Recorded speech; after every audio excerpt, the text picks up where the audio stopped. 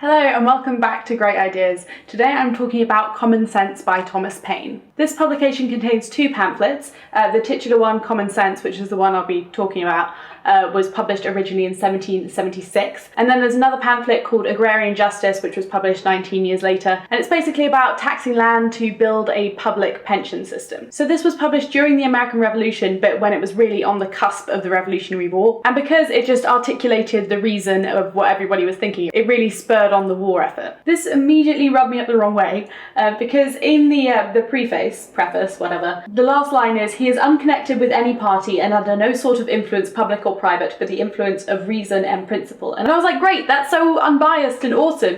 And then first paragraph of the actual works says, "Society is produced by our wants and government by our wickedness. The former promotes our happiness positively by uniting our affections, and the latter negatively by restraining our vices." And that seems inherently biased to me, because if you're any kind of person anywhere, at least I believe this, maybe this is me being biased, everything has a good side and a bad side. So you can't just be like, oh, I'm completely unbiased, and then, oh, but government's wicked. Just wicked, full stop. But it's okay, because it redeems itself. It starts by talking about monarchy and how that isn't actually a good way to run a country. Obviously, a lot of this is in reference to England, so it gives England is a lot of examples. It says, "To say that the Constitution of England is a union of three powers reciprocally checking each other is farcical." Those three powers being the monarchy, the aristocracy in the House of Lords, and the sort of republic arm in the House of Commons. He says that by there being a House of Commons, it proves that the monarchy is unstable and not good enough to rule on its own, but the fact that there still is a monarchy holds back the Commons, which I think we can all agree to. A monarchical society isn't the best, which is why nowadays this country is not ruled by the monarch. They have very little effect. Although I am still pro-monarch in England because they bring in a lot of income. They're not actually a drain to the people and they don't have any power, so I think they're a good thing. He then goes on to talk about whether he thinks Americans should have some sort of duties to stay with England because that's where they originated from. He says the first king of England on the present line, William the Conqueror, was a Frenchman, and half the peers of England descended from the same country.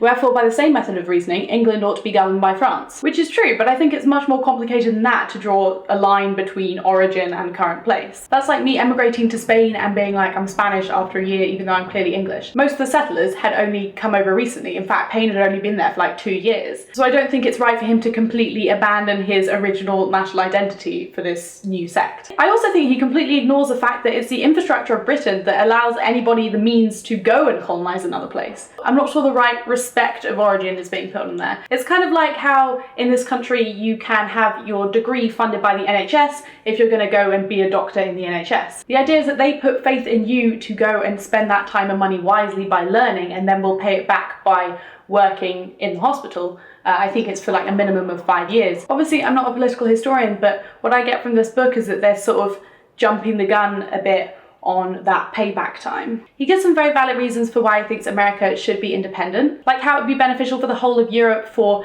America to have free ports that could trade openly with anybody and not be restricted by any of the wars that are happening within Europe. And he also says that by reconciling with Britain now, all of the problems we have are just going to grow and there's going to just be another revolution in the future because there's no way to do this harmoniously. He spends 5 pages talking about how to form a congressional government that will do right by its people, and then about why now is the right time to revolt. He says quite rightly that since there aren't very many colonies at the moment, by having a central government, they have the stability to expand into other colonies much more easily, without the worry of England trying to take advantage of these new colonies. He also talks about how this is the right time literally for the people. At the conclusion of the last war, we had experience but wanted numbers, and 40 or 50 years hence, we should have numbers without experience. He's saying that at the time of writing, there's a perfect balance between having military experience with their history and having enough people to revolt. So I found this really interesting. As an English person, I find it really hard to reconcile the idea of